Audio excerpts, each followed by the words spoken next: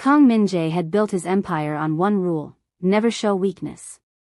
But after 827 days of feeling nothing, no anger, no desire, no fear, a single touch from a dancer made him feel alive. The choice was simple and impossible: stay numb and powerful, or feel everything and risk losing it all. Min-jae sat in the owner's booth of Midnight Eclipse, Busan's most exclusive underground performance venue, watching the world move around him like he was underwater. A woman in red trailed her fingers across another patron's shoulder. Nothing. He lifted the whiskey glass, let the liquid burn down his throat. It should register. But it didn't. In the back room, someone screamed as a debt was collected violently. Min-jae felt the same thing he felt hearing laughter: absolutely nothing.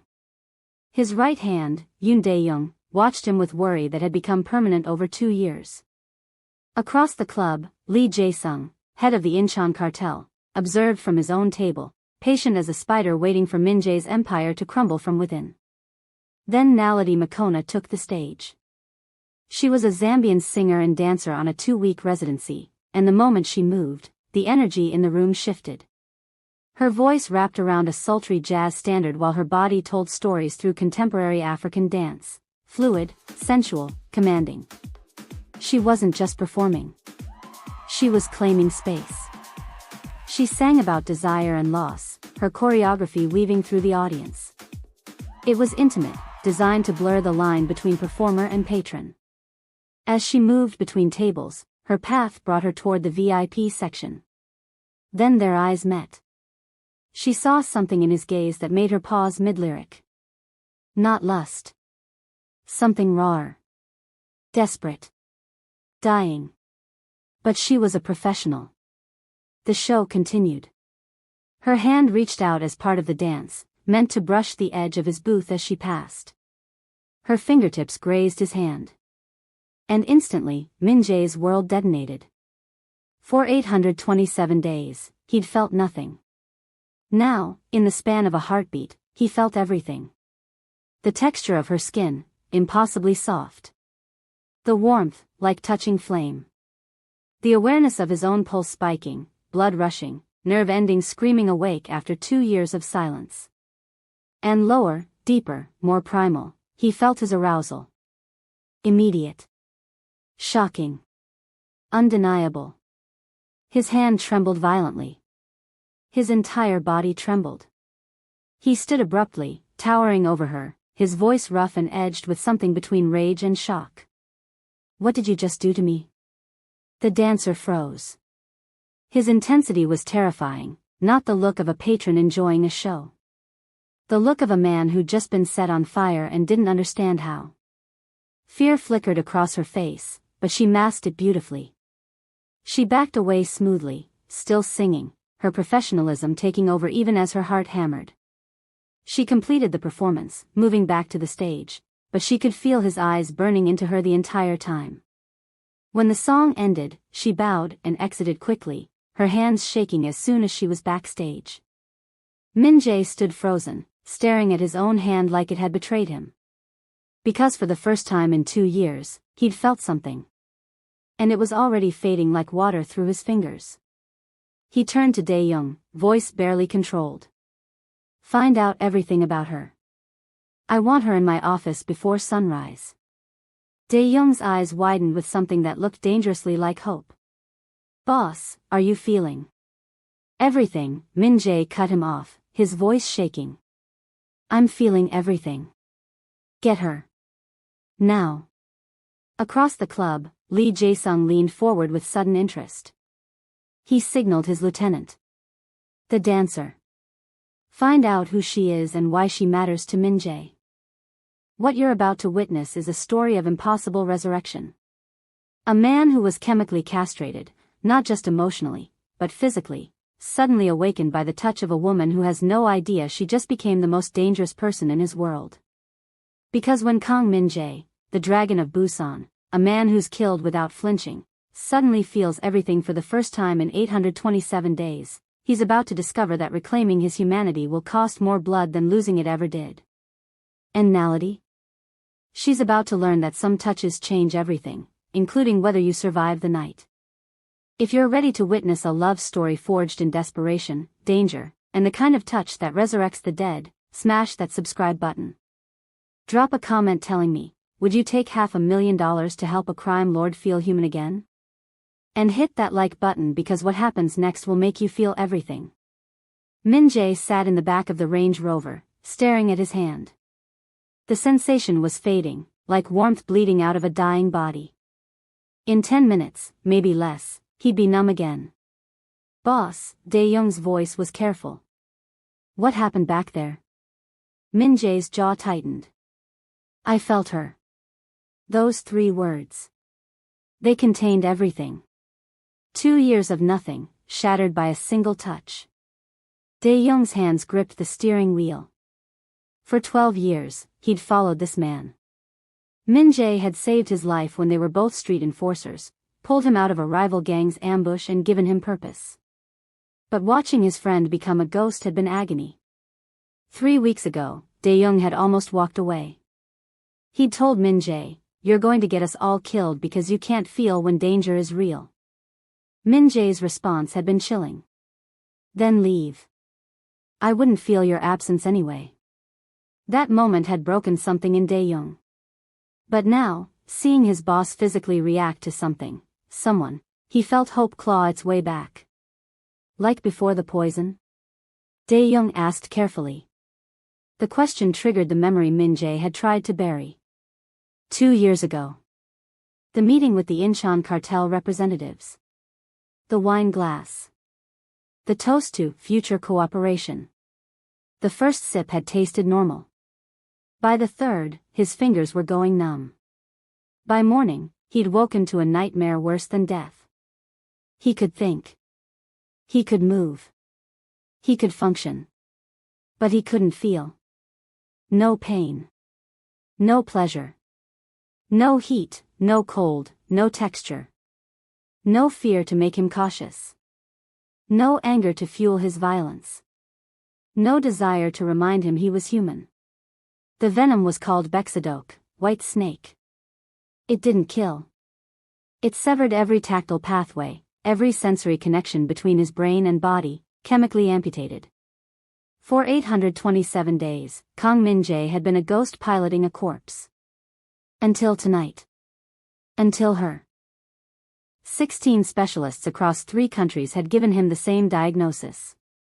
The neural pathways weren't destroyed, they were suppressed. Dormant. Unreachable. Lee Jae-sung had orchestrated it perfectly.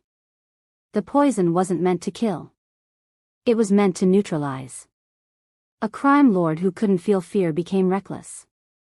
A boss who couldn't feel loyalty became paranoid. A man who couldn't feel pleasure had no reason to live beyond mere survival. Lee had been waiting 2 years for Min Jae's empire to crumble from within. And it had almost worked. Until tonight. Min Jae's phone buzzed. A text from his intelligence officer, preliminary background on the dancer. Naledi Makona. 28. Zambian national. Singer and dancer on a 2-week performance visa. Family in Lusaka, mother needing surgery, younger brother in engineering school. Financial struggles. Clean record. Vulnerable. Perfect. Get her to the penthouse, Min Jae said. Offer her money if she resists. Whatever it takes. Across the city, Lee Jae-sung received his own report. He read it twice, then smiled, not warmth, pure calculation. Min Jae stood up when she touched him, Lee said to his lieutenant. In 2 years, I've never seen him react to anything. Keep watching.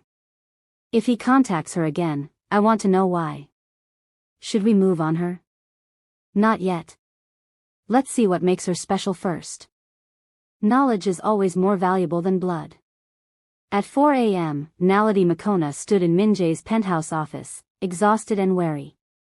Floor-to-ceiling windows overlooked Busan's glittering skyline. Everything was sleek, minimalist, powerful. Like the man behind the desk. She'd changed out of her performance clothes, jeans, leather jacket, boots. No longer the sensual performer. Now she was defensive, ready to run. Sit, Min-jae said. I'd rather stand. Why am I here? Because when you touched me tonight, something happened. Naledi's jaw tightened. I barely touched you. It was part of the choreography. I know. Sit down. She didn't move. Is this where you tell me you're obsessed? That you've decided I'm yours? Because I've heard that song before, and I'm not interested. Min-jae almost smiled. Almost. I'm not interested in owning you. I'm interested in understanding what you did to me. I didn't do anything. 2 years ago, I was poisoned. He paused, watching her face. The venom didn't kill me. It stole something else. Every sensation. Every physical feeling. Gone. Naledi's skepticism was clear. That's not medically possible. I have 16 specialists who say otherwise. He stood, walked to the window. For 827 days, I've felt nothing. No pain. No pleasure. No. He struggled with the word. No desire. He let that land. Until you touched me. For 30 seconds, I felt everything. Naledi stared at him, trying to determine if this was an elaborate con. But his hands were shaking. Actually shaking. Whatever this was, he believed it. What do you want from me? $500,000 for 2 months of your time. The number hung in the air like a bomb. Naledi's breath caught. To do what? Help me understand if what happened tonight was random or repeatable. If your touch specifically can reactivate my sensory pathways. A man in an expensive suit entered, Min-jae's lawyer. He placed documents on the desk, then left without a word. Naledi approached slowly, read the contract. $500,000. $200,000 deposited immediately. $150 at the halfway point. $150 at completion. 2 months. She'd stay in his guest quarters, separate wing, door she controlled. She'd provide physical contact as requested to test sensory response. Nothing invasive without explicit consent. She could leave the penthouse with security escort. Complete confidentiality. Either party could terminate with 72 hours notice. She'd keep money already paid. And if I say no to certain types of contact? Her voice was steady, but her hands trembled as she held the contract. Then you say no. I need genuine response data, which requires your willing participation. $500,000. Her mother's surgery. Kosi's school fees. Her own career launched properly. All she had to do was touch a crime lord. Help him feel again. It sounded insane. It probably was insane. What if this doesn't work? What if I can't help you? Then you tried, and you still get paid. This isn't about guarantees. It's about hope. Hope. The word sounded foreign in his mouth. Desperate. Naledi picked up the pen. Her hand hovered over the signature line for a moment. She thought of her mother, aging too fast from overwork. Her brother, so close to finishing his degree. Her own dreams of opening a dance academy someday. She thought of the man who'd touched her face with such tenderness. Tabo. Dead 18 months now. Would he want her to do this? She didn't know. But she knew her family needed this money. 2 months, she said. That's it. 2 months. She signed. Neither of them knew she'd just agreed to resurrect a dead man's soul. Min-jae picked up his phone, called his doctor. Dr. Choi. I need you at the penthouse in an hour. Bring your neural monitoring equipment. And prepare for the impossible. Naledi stood at the window, watching dawn break over Busan. Behind her, Min-jae watched her. Not with hunger. Not yet. With something rawer. Desperation. Need. The terrible, crushing hope that maybe, he could feel human again. If she stayed close enough to touch. Day 1. 9 a.m. Dr. Choi arrived with equipment, sensors, monitors, neural scanners. She was a neurologist who'd been tracking Min Jae's condition since the poisoning. She'd seen him at his worst, watched him become a machine wearing human skin. "You said to prepare for the impossible," she said, setting up in his office. "What happened?" "Test it yourself." She's agreed to participate. Naledi entered, nervous but steady. Dr. Choi explained the procedure, simple contact while monitoring his neural and physiological responses. "Just place your palm against his," Dr. Choi instructed. "Hold for 30 seconds. Naledi approached Min Jae. Their eyes met. She extended her hand. The moment their palms touched, Min Jae's entire body responded. His heart rate spiked on the monitor. Skin temperature elevated. The neural scanner showed activity in his sensory cortex. Regions that had been dark for 2 years suddenly lit up like a city powering on. "Warmth," Min Jae said, voice rough. "Texture. Pressure. I feel it." Dr. Choi stared at the monitors, disbelieving.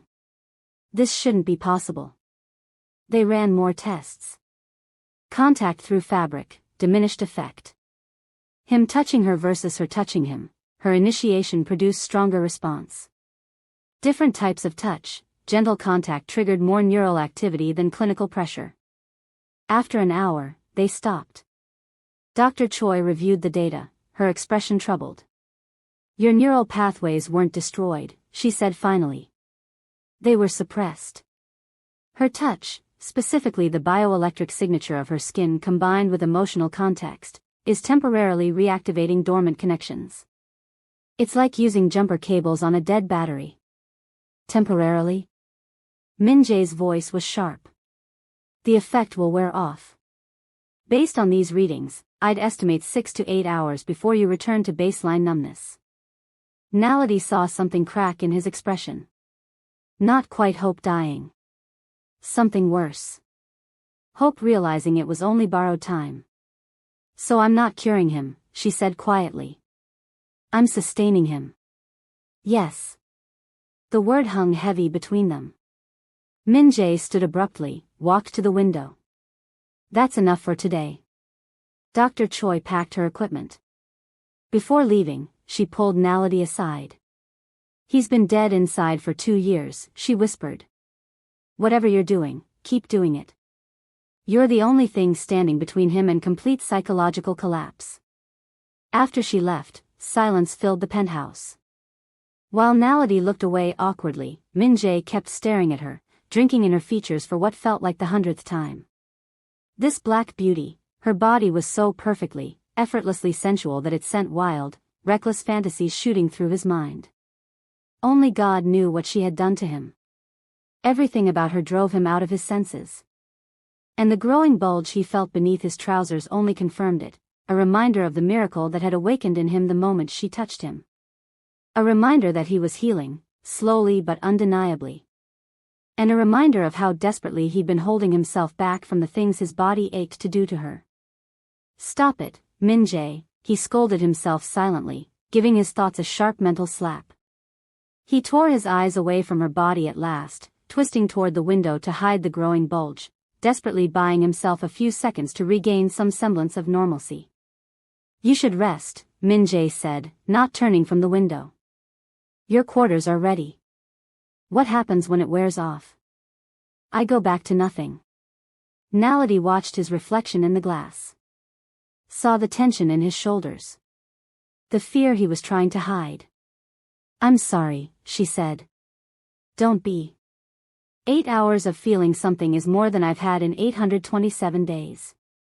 She wanted to touch him again. The impulse surprised her. But his back was rigid, pride holding him together. She left him standing there, silhouetted against Busan's skyline. Days 2 and 3 passed in clinical repetition. Touch sessions morning and evening. Dr. Choi monitoring, taking notes like her life depended on it. Min Jae describing sensations with the precision of a man cataloging miracles. But Naledi saw the pattern. 6 hours after contact, his eyes would go distant. 8 hours, and he'd be staring at his hands like they belonged to someone else. Day 4. Dawn. Min-jae woke to absolute void. No sensation. No awareness of his own body except intellectually. He pressed his palm to the nightstand, should feel would grain, temperature, solidity. But he felt nothing. Panic hit, the worst panic he'd felt in 2 years, which perversely proved he could still feel something. He was at Nality's door before rational thought caught up. His knuckles hit wood 3 times. Too hard. Yet, he couldn't feel how hard. The door opened. Nality in sleep clothes, eyes widening at his expression. It wore off, he managed. I need. He couldn't finish. Couldn't voice the desperate hunger. She understood. She took his hand in both of hers. Warmth flooded back like blood returning to a dead limb, painful, overwhelming, necessary. He exhaled shakily, closed his eyes against the sensation. Thank you, he whispered. She didn't let go. Not yet. Because she saw something in his face that terrified her, dependency. She was becoming his lifeline. And lifelines could be cut. That afternoon, unable to sleep, Nality pulled out her phone. Typed his name into the search bar. The results were a horror show. Kang Min-jae, the Dragon of Busan. Territory war leaves 12 dead. Suspected in disappearance of rival gang leader. Port authority corruption linked to Kang organization. She scrolled through articles, each one worse than the last. This was who she was helping. A man who'd ordered deaths. Ruined lives. Built an empire on violence. Her phone buzzed. A text from her mother with a photo, Kosi at school, smiling, unaware of how close he'd come to dropping out. Another text, the hospital confirmed the surgery date. Thank you for the deposit, Mpensi Wandi. You're saving my life. Nality stared at the screen until the words blurred. Blood money. Probably literal blood money. But it would save her mother's life. She closed the articles. Opened her banking app. Saw the $200,000 deposit. The weight of it pressed down on her chest like a physical thing. It was day 5 now. Late evening. Nality found Dae-young in the kitchen. I need to terminate the contract early, she told him. I'll return the money. Dae-young looked up from his coffee. Why? Because I looked up what he is. What he's done. I can't be complicit in bringing a monster back to full strength. Did he hurt you? That's not the point. It's exactly the point. Dae-young's voice was quiet, intense. The man you researched? That's what happens when humanity gets chemically erased. You're bringing it back. What if I'm just making him better at being a monster? Then I've wasted 2 years watching my brother die inside. Nality stared at him. Your brother? He saved my life 12 years ago. Pulled me out of an ambush that should have killed me. Gave me purpose when I had nothing. Dae-young's eyes were haunted. For 2 years, I've watched him become a ghost. Do you know what it's like seeing someone you love lose the ability to feel anything? To watch them test themselves with pain, with pleasure, with danger, hoping for even a flicker of sensation? It's torture. That doesn't erase what he's done. No. But a man who can't feel guilt can't change. You're giving him that chance. The ability to feel remorse. To feel empathy. To feel love. Dae-young leaned forward. If you leave now, the machine wins. Is that what you want? Nality didn't answer. She left the kitchen, went back to her room, her mind a tangled mess of thoughts. She soon fell asleep, forgetting to lock her door behind. By midnight, the pattering of rain on the roof jerked Nality awake. Something that should have been ordinary instantly became a source of panic the moment lightning flashed across the window. She clutched her pillow with both hands, bracing herself for the thunder she knew would follow, but she could never brace well enough. When the thunder finally crashed, loud and violent, she screamed, trembling uncontrollably. Even Min-jae heard her from down the hall. Still in his sleepwear, he hurried toward her room. When she'd agreed to sleep separately, she hadn't remembered, hadn't considered, how terrified she was of lightning and thunder. Nights like this always undid her. And now she bitterly regretted not staying in Min-jae's room, because on nights like these, she always needed something, or someone, to hold on to. By the time Min-jae reached her door, he knocked once, then tried the knob. It opened easily, and the sight that greeted him froze him for a heartbeat. The same confident woman who had stood defiantly before him earlier was now curled on the bed, clinging to a pillow like a terrified child. Before he could process it, Naledi scrambled off the bed, crossed the room, and threw herself into his arms. Her hands wrapped tightly around his waist as she sobbed. "Please stay. Stay with me tonight, please don't go," she begged, voice small and shaking. Min-jae stood stunned, the warmth and closeness doing inexplicable things to his chest, but confusion quickly tangled with that feeling. "What?" His words died when lightning flashed again. Naledi's grip tightened on his shirt as thunder rolled through the house. Then realization dawned. "Wait, she's astrophobic? You're afraid of thunderstorms," he murmured. She managed a trembling nod. Min-jae felt something stir in him, something close to protective instinct, something he was grateful he could finally feel. Without another word, he scooped her up in his arms and carried her bridal style to the bed. He laid her down gently, then slid under the comforter and pulled her into his embrace. Their bodies fit together naturally, sharing warmth against the cold night. "My dad," Naledi sniffed, wiping her tears with the back of her hand. "My dad died on a rainy night just like this, thunder, lightning, everything. Since then, storms like this terrify me. I always feel like I'm going to lose someone again." "I'm so sorry," Min-jae whispered, pressing a soft kiss to her forehead. The kiss didn't shock her as much as the words. He felt sorry. He genuinely felt something, for her. He was healing. Changing. And as she settled deeper into his arms, she realized he wasn't the only one who needed someone. She needed him too. They needed each other. But by dawn, Min-jae was gone. Day 6. Evening. Naledi was practicing choreography in Min-jae's private studio when he entered. "You're still here," he said. "Apparently I'm weak." "You're not weak. You're human." He watched her move, the grace in every gesture. "I understand if you want to leave. I've seen the way you look at me now. Like I'm something dangerous you accidentally brought into your home." She stopped dancing. "Are you? Dangerous?" "Yes." The honesty was brutal. "Then why should I stay?" "Because for the first time in 2 years, I'm starting to understand what I've become. What I've done." His voice was rough. "That's because of you. Because you're making me feel things I couldn't feel before. Including guilt. Including shame. Is that supposed to make me feel better?" "No. It's supposed to make you understand that whatever I become from here, better or worse, you'll be part of it. That's the weight you're carrying." "I'm sorry for that." Naledi studied his face. Saw genuine remorse there.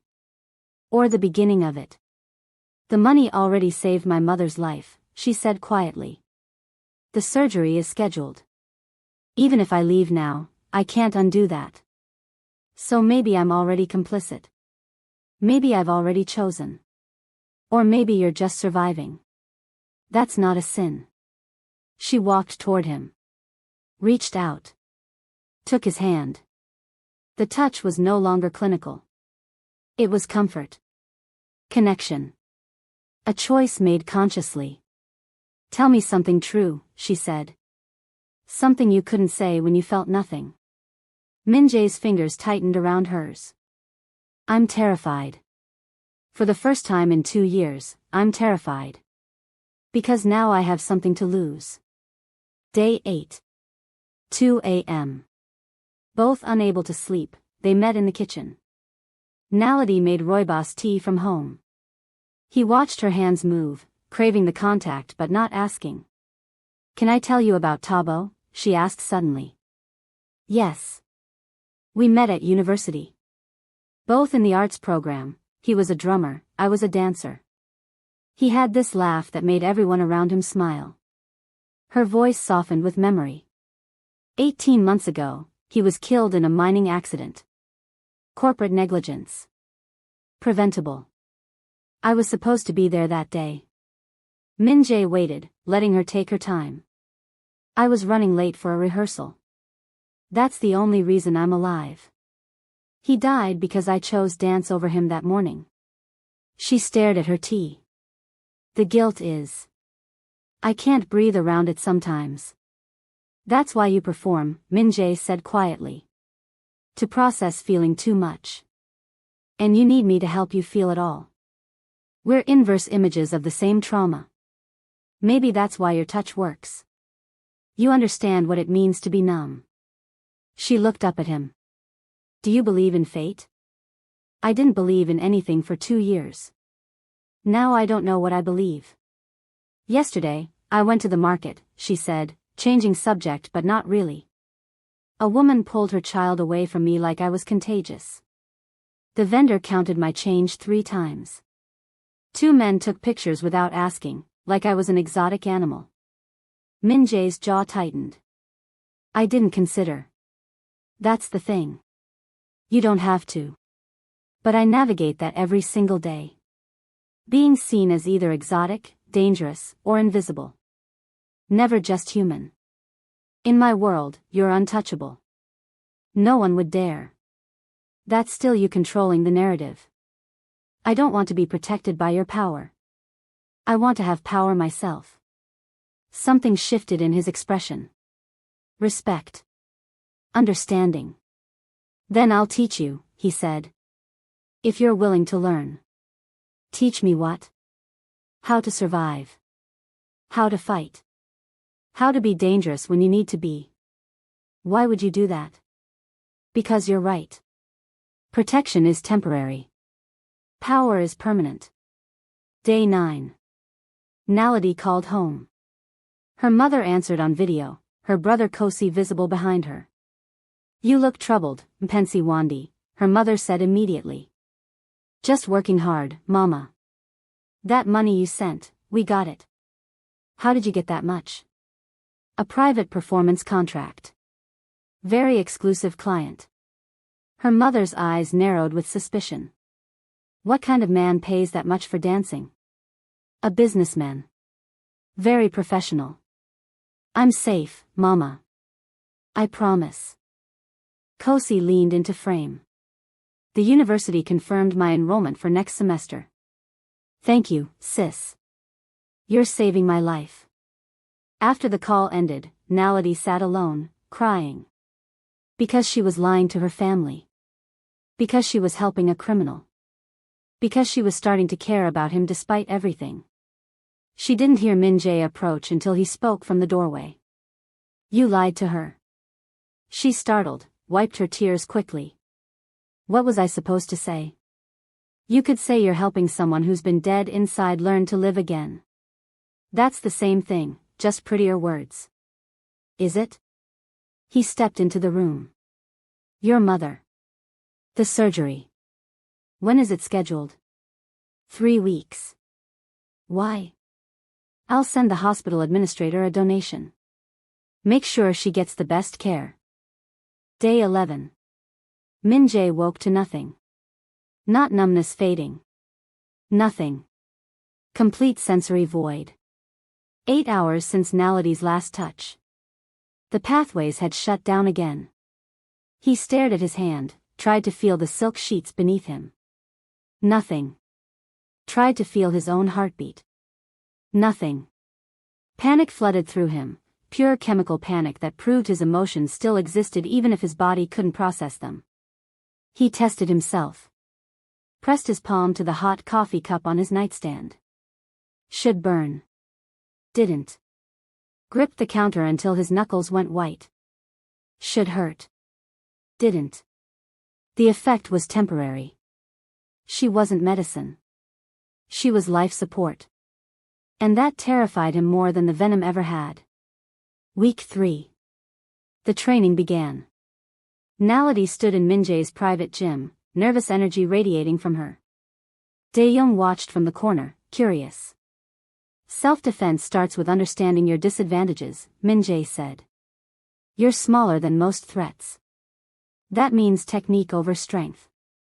He moved behind her, his hands settling on her hips to adjust her stance. Full contact.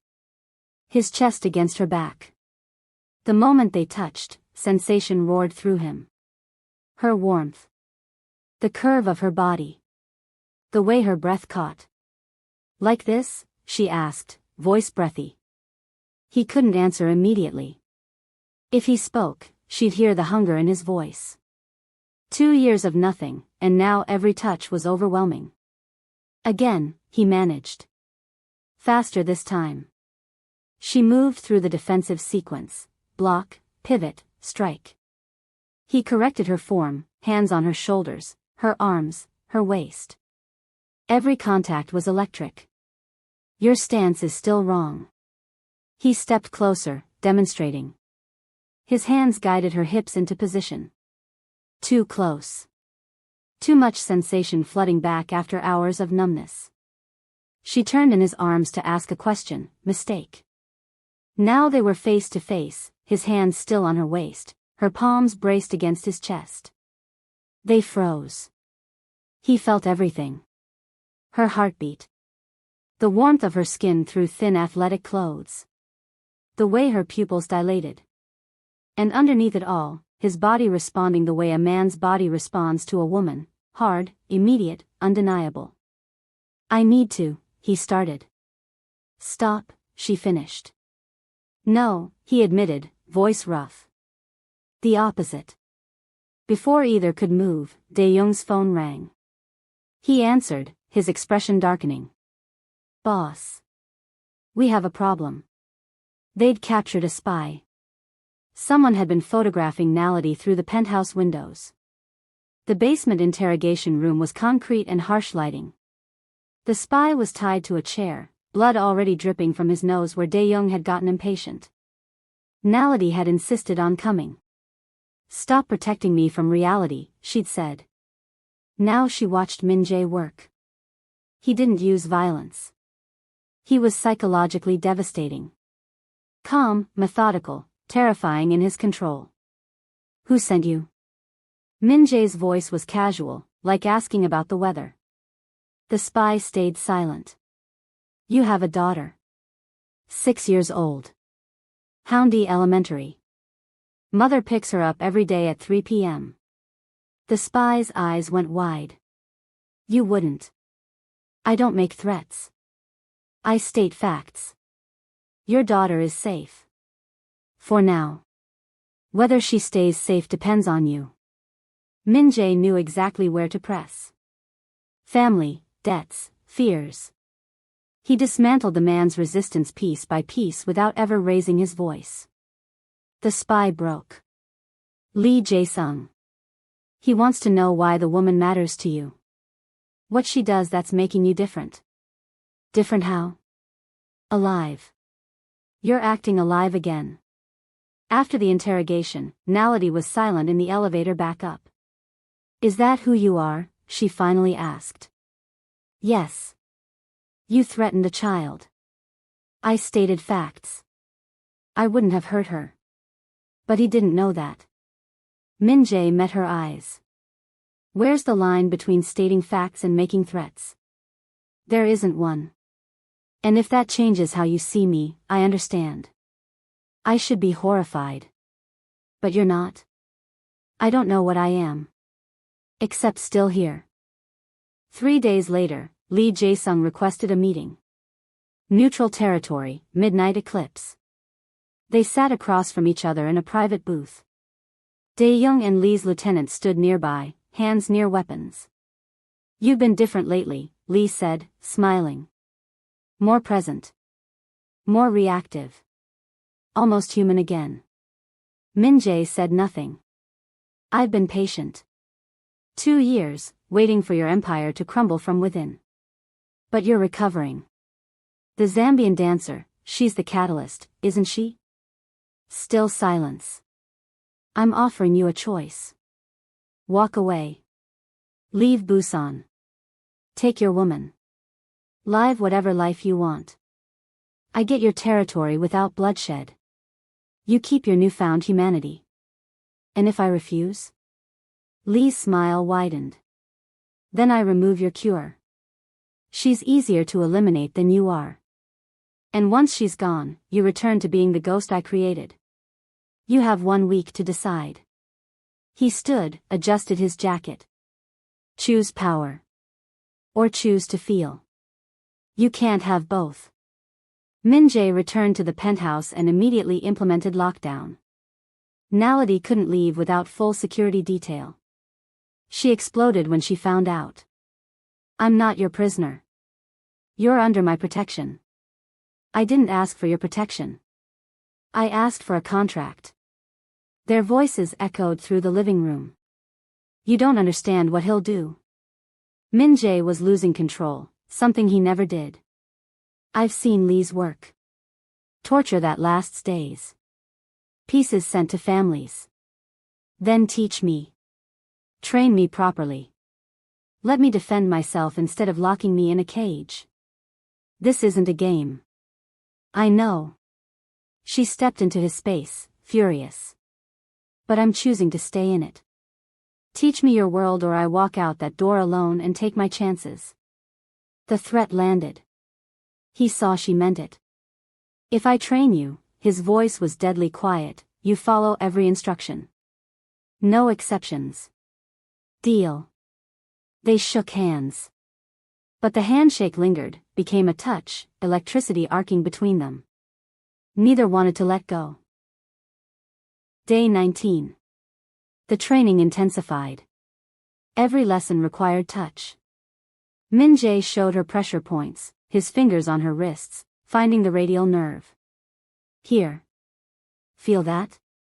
Strike there and you disable the arm. He demonstrated holds. His body against hers, showing her how to break free using leverage instead of strength. Use your hips. Like this. Every contact sent electricity through both of them. He was teaching her to survive. She was teaching him to want. Day 21. Weapons training. The private shooting range in the basement. Naledi's hands shook holding the gun. Tabo had been shot. The weight of the weapon brought memories crashing back. We can stop, Min-jae said quietly. No. I need this. He moved behind her, arms around her, hands over hers on the grip. His chest against her back. His breath warm on her neck. Breathe, he murmured. Feel the weight. Respect it. Don't fear it. She pulled the trigger. The recoil pushed her back into him. He absorbed it, steady. Again. But neither of them was thinking about the gun anymore. Day 23. Min-jae brought her to a business meeting. Legitimate shipping contracts with Japanese partners.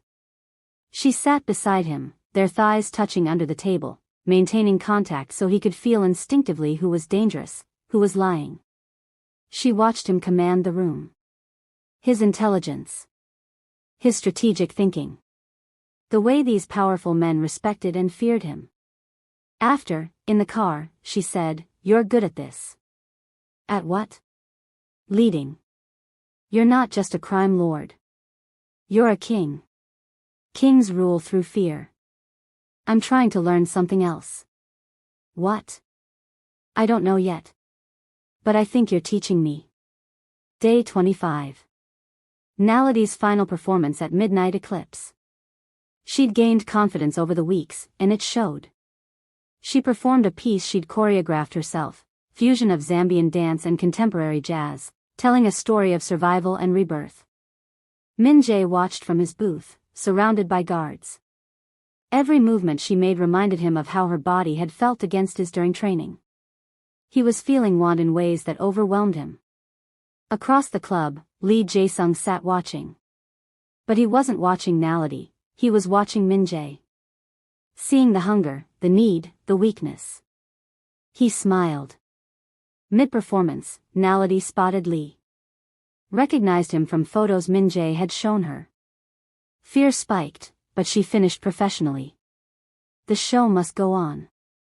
Back at the penthouse, the tension between them was unbearable. She was in the studio, cooling down. He entered, ostensibly to check on her. He was there, she said. Lee. Watching. I know. My men tracked him. He left without incident. He's playing with us. Letting us know he can reach me anytime.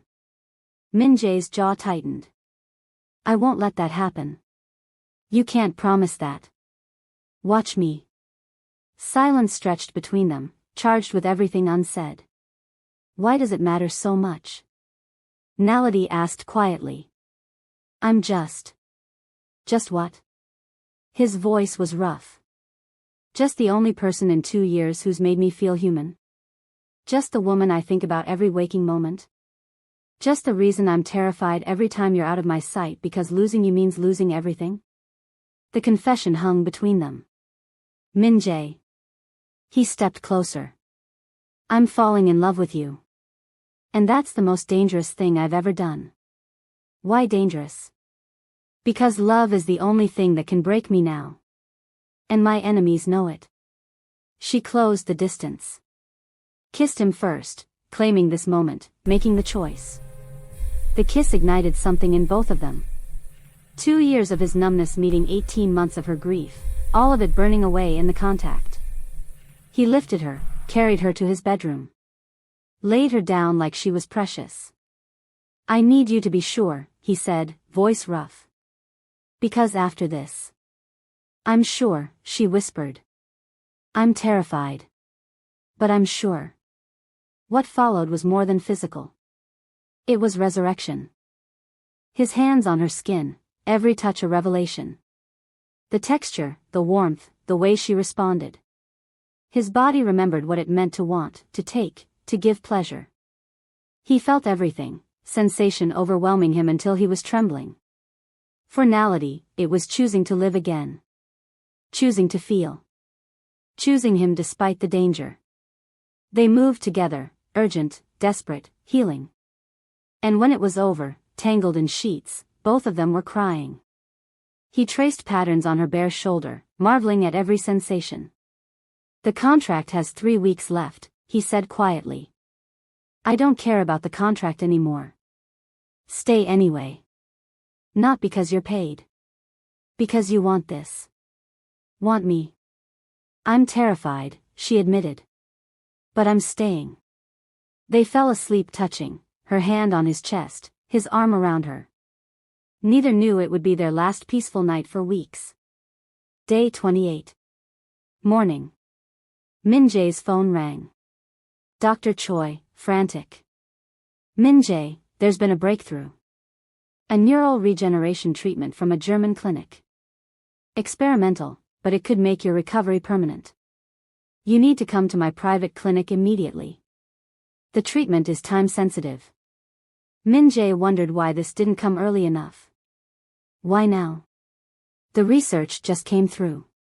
But you need to decide quickly. He discussed it with Naledi. It could actually work, she said. If you could recover permanently. I wouldn't need your touch anymore. Is that a bad thing? Only if you're staying because you think you have to. I want you to stay because you want to. Then go. Find out if it's real. I'll be here when you get back. He kissed her deeply. I love you. I love you too. Now go. He left with Dae-young and 4 guards. It should have been safe, a medical visit, not a war. They didn't know Lee Jae-sung had been planning this for weeks. The trap was already closing. The clinic seemed normal. Dr. Choi was there, but something was wrong. Her hands were shaking. Her eyes too wide. Where's your staff? Min-jae asked. Dr. Choi's voice broke. I'm sorry. They have my daughter. The lights cut. Armed men poured in from every direction. Professional. Coordinated. Lee's best. Dae-young saw the gunman targeting Min-jae's back. Made his choice in a heartbeat. He threw himself in front of his boss. 2 bullets hit him. He went down hard. No. Min-jae caught him as he fell. Blood everywhere. Too much blood. Chaos erupted. Min-jae and his remaining guards fought their way out, but Dae-young was dying in his arms. Penthouse, Dae-young gasped, blood bubbling at his lips. They're hitting the penthouse. Horror crashed through Min-jae. Naledi. Dae-young gripped his arm with fading strength. Save her. That's your purpose now. Don't you dare die on me. You're feeling again. Don't waste it. Go. At the penthouse, Naledi was practicing choreography, music loud in her ears. She didn't hear the alarms. In the hallway, 8 of Min-jae's elite guards detected the breach. Lee's team used gas first, tactical, professional. The guards fought through it, loyal to the death. They bought precious minutes. Naledi heard gunfire. Training kicked in immediately. She ran to Min-jae's office, opened his safe with the code he'd given her. Grabbed the gun. Checked the magazine like he'd taught her. Loaded. Safety off. Her phone, she tried calling Min-jae.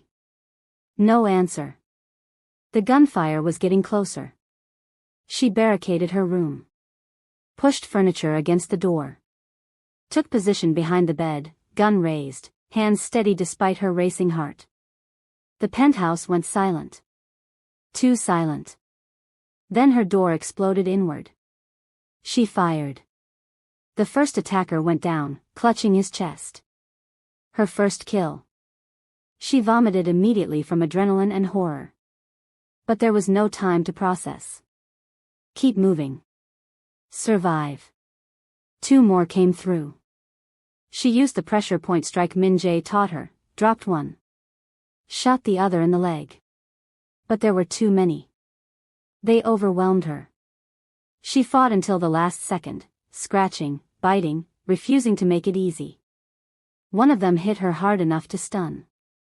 The world tilted. The last thing she saw before darkness, Min-jae's face in her mind. The last thing she thought, I won't get to touch him again. Min-jae raced back to the penthouse, Dae-young barely alive in the back seat, emergency medical team meeting them en route. Save him, Min-jae ordered. Whatever it takes. He burst into the penthouse and saw carnage. 7 of his men dead. 1 barely alive, left to deliver the message. They took her, the dying guard gasped. Gamcheon Port, Warehouse District, midnight, come alone. He died mid-sentence. Min-jae fell to his knees among the bodies. Surrounded by blood. For 2 years, he'd felt nothing. Now he felt everything, and the terror of losing Naledi was destroying him. His phone buzzed. A video file. Naledi, bound to a chair. Beaten but conscious. Defiant even now. Lee's voice came from off-camera. You have until midnight. Warehouse 7, Gamcheon Port. Come alone. Or I start removing parts, starting with her hands. Those magical hands that make you human. The video cut to Lee's face. Choose carefully, Min-jae. Power or love. You can't have both. Min-jae stood slowly.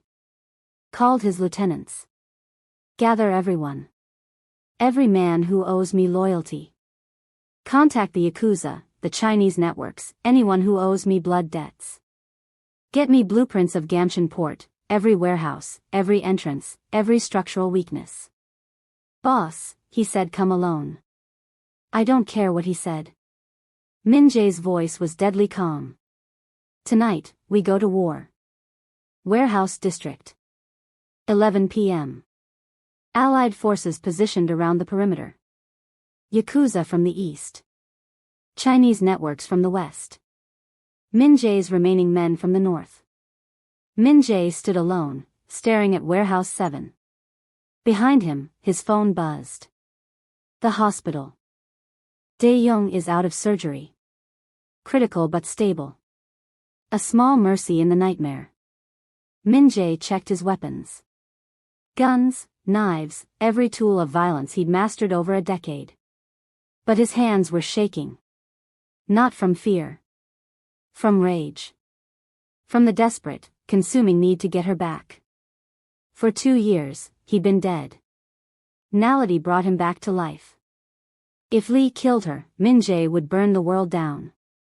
And then he'd find a way to die feeling everything. He walked toward the warehouse. Alone. Visibly armed, showing respect, not surrender. Inside, the space was massive. Spotlights. Dramatic staging. Lee was putting on a show. Nality was bound to a support beam in the center. Beaten, bruised face, split lip, but conscious. When she saw Min Jae, her eyes filled with fury and love. Why did you come? Lee Jae-sung stepped from the shadows, flanked by 20 armed men. The Dragon of Busan. Right on time. Let her go. Why would I do that? She's the only leverage that works on you. Lee circled them like a predator. I'll offer you one last chance. Walk away. Leave Busan. Take your woman. I get your territory. You keep your humanity. Simple. Before Min Jae could answer, Nality spoke. Don't you dare. Her voice was hoarse but strong.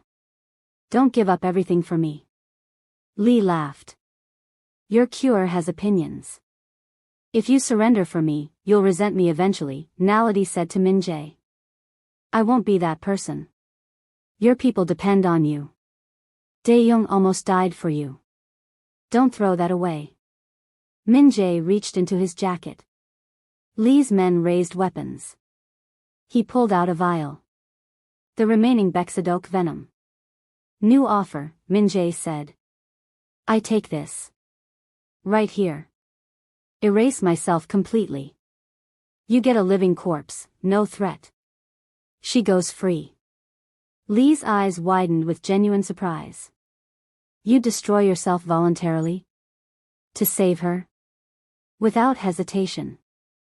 Nality screamed. No. Min Jae, don't. Lee watched, fascinated. That's remarkable. And I'm refusing. Min Jae's expression hardened. What? Because you being numb was strategic. You loving her, feeling everything, and then watching her die? That's poetry. That's revenge for disrupting my carefully laid plans. Lee pulled a gun. Aimed it at Nality's head. Any last words to your cure? Min Jae's voice was steady. I love you. Nality's eyes filled with tears. I love you too. Lee's finger tightened on the trigger. Nality did something that looked like a desperate reach toward Min Jae, hands extended, fingers spread in a specific pattern. The signal. Explosions rocked the building. Multiple entry points blown simultaneously. Yakuza stormed from the east. Chinese networks from the west. Min Jae's men from the north. Lee realized too late. You planned this. Nality broke her bonds, she'd been working them loose for hours. Grabbed a weapon from the nearest downed guard. The warehouse became chaos. Smoke, gunfire, tactical warfare. Min Jae fought through it like a force of nature. Not the cold killer. Not just the awakened man. Both. Complete. A man fighting for his life, for her life. They met in the center. Back to back. Fighting together. Nice signal, he said, taking down 2 attackers. You taught me well, she replied, shooting another. Through the smoke, Lee had a clear shot at Min Jae's back. Nality saw it first. Didn't hesitate. Threw herself between them. The gunshot echoed. She fell. Time stopped. Min-jae caught her, blood spreading across her shoulder. Not center mass, serious but not immediately fatal. Something in him detonated. For 2 years, he'd felt nothing. Then he'd learned to feel joy, desire, love. Now he learned what it meant to feel pure, primal rage. What happened next was brutal and efficient. Every skill honed over a decade, every ounce of violence he was capable of, channeled through desperate love. He wasn't strategic. He was elemental. Lee realized his miscalculation too late. He'd underestimated what a man who can feel everything will do to protect what he loves. The confrontation was short and decisive. Min-jae stood over Lee, covered in blood. You gave me back my humanity. Let me show you what a human is capable of when you threaten what he loves. Lee's death was final. Silence fell. Allied forces swept for remaining threats. The warehouse was secure. Min-jae returned to Naledi, pressed his hand to her wound. Stay with me, he said, voice shaking. Don't you dare leave me now. She smiled through the pain. Did the signal work? He laughed, tears streaming. Perfectly. You're brilliant and terrifying. I learned from the best. Yakuza medical teams rushed in. They'd been on standby. One of Min-jae's lieutenants approached. Boss, Dae-young. Min-jae braced for the worst. Survived surgery. Critical but stable. Min-jae closed his eyes. Everyone we love is alive. 4 weeks later. Naledi had recovered enough to move around. The bullet wound was healing. But there was distance between them. Min-jae had been protective but withdrawn. She found him at the window, staring at Busan's skyline. We need to talk. About what? About why you've barely touched me since the warehouse. He flinched. I can feel you pulling away, she said. Don't do this. You almost died. You killed someone. Because of me. I killed because I chose to survive. Don't take that agency from me. You deserve better than. Don't you dare decide what I deserve. She crossed to him, fierce. I chose you. I'm still choosing you. Why? After everything, why would you choose this? Because you're worth it. Because I'd rather feel everything with you, danger included, than feel safe and numb without you. What if I lose you? What if next time? Then you'll feel it. That's the price of loving someone. But going back to nothing, is that really better? He finally looked at her. Really looked. The contract expired, he said quietly. I transferred the final payment while you were recovering. You paid while I was unconscious? You earned every cent. More than earned it. So what now? Now I'm asking you to stay. Not for money. The doctors say my pathways are strengthening, I might recover permanently. I might not need your touch anymore. Stay because you want me. You think I'm staying out of obligation? I think you feel responsible for keeping me human. She took his hand. Interlaced their fingers. You stubborn man. I don't love you because you need me. I love you because of who you are. The strategist. The fighter. The man who'd poison himself to save me. The person who cries when I dance. I love you. He pulled her close, kissed her deeply. Both crying. Marry me, he said. Not from fear or desperation. Marry me because you want to build a life together. Yes. Absolutely yes. From the doorway, Dae-young's voice, about damn time. And I'm officiating.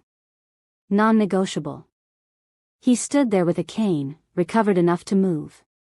Alive. Min-jae crossed to him, embraced him carefully. You took bullets for me. You're my brother. I'd do it again. Dae-young smiled. Now stop wasting time. Get married. Make me the godfather. Let's do this. 13 months after they met, the wedding. A traditional hannock overlooking Houndy Beach. Sunset painting everything gold. Naledi wore a Zambian chitenge wrap over a white dress. Min-jae wore a black suit with Korean traditional elements. Cultural fusion, two worlds becoming one. Dae-young officiated, standing with his cane. Naledi's family was there, her mother, healthy after surgery. Her brother Kosi, graduated and employed. Her aunts singing traditional songs. Min-jae's vows, you gave me back my life. My ability to feel. My humanity. You taught me vulnerability is strength. I'm spending every day making sure you never regret choosing me. Naledi's vows, you showed me love after loss is possible. That feeling everything, even the dangerous parts, is what makes life worth living. You make me brave. They kissed. The gathering erupted in celebration. 2 months after the wedding. Min-jae sat in his office, reviewing documents. Legal shipping contracts. Legitimate business operations. The transition from criminal empire to lawful enterprise was harder than he'd imagined, dangerous, complicated, filled with rivals who saw it as weakness. But he was committed. For her. For the life they were building. The door opened. Naledi entered, holding something. She placed it on his desk without a word. A positive pregnancy test. He stared at it. The world stopped spinning. Looked up at her. Emotion crashed across his face, joy, terror, wonder, overwhelming hope. We're having a baby. Her smile was nervous, beautiful. He crossed to her in 2 strides. Dropped to his knees. Pressed his face to her stomach. His shoulders shook with the force of feeling everything. I was dead for 2 years, he said, voice breaking. A ghost in my own body. You brought me back to life, taught me what it means to feel again, to be a man again. And now we're creating a new life together. She threaded her fingers through his hair. Terrified? Absolutely. He looked up, tears streaming. What if I'm a terrible father? What if I pass on my darkness? You'll pass on your strength. Your capacity to change.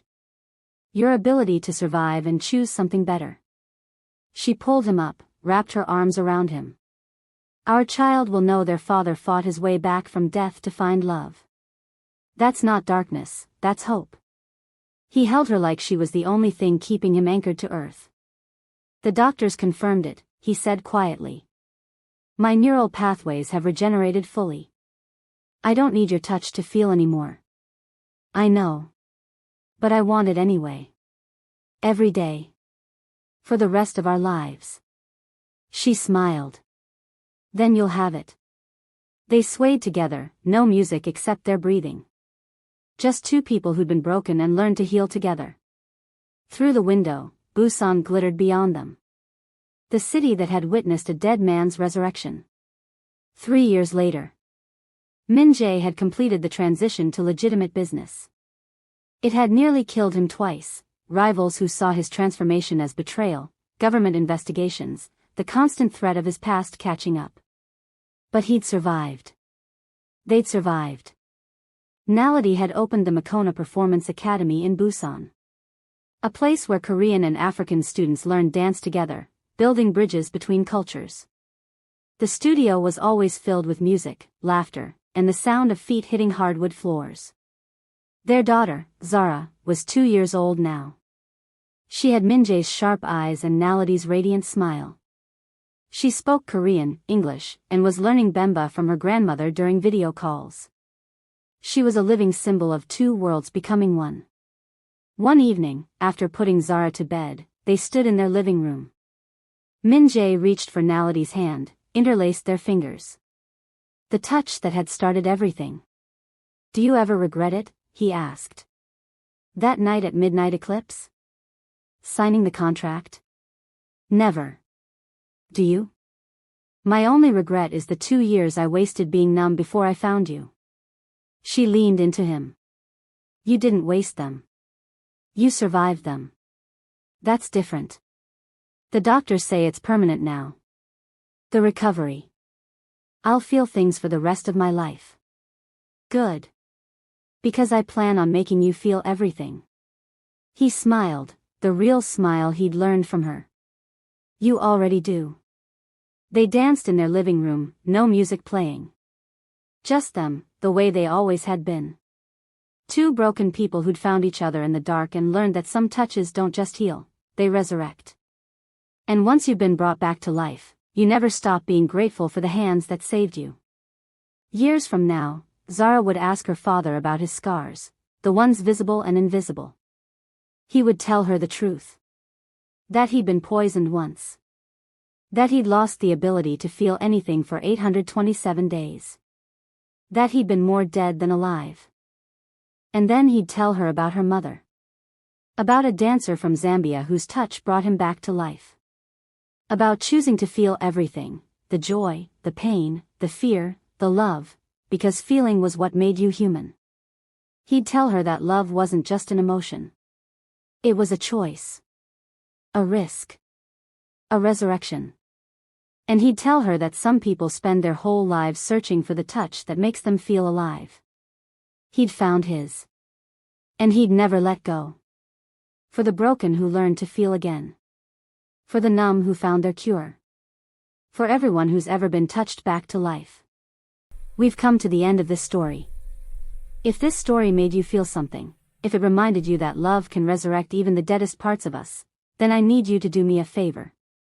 Hit that subscribe button right now. Because I'm creating more stories about love that doesn't just heal, it transforms. Stories about broken people finding their way back to wholeness. Stories that will make you believe in second chances. Drop a comment telling me where you're watching from and what part of the story you love the most. And smash that like button if you believe that broken people deserve love. That the numb deserve to feel again. That no one is ever too far gone to be saved. Thank you for spending the last hour feeling everything with me. Thank you for believing in Minjae and Naladi's story. Until the next story, keep choosing love.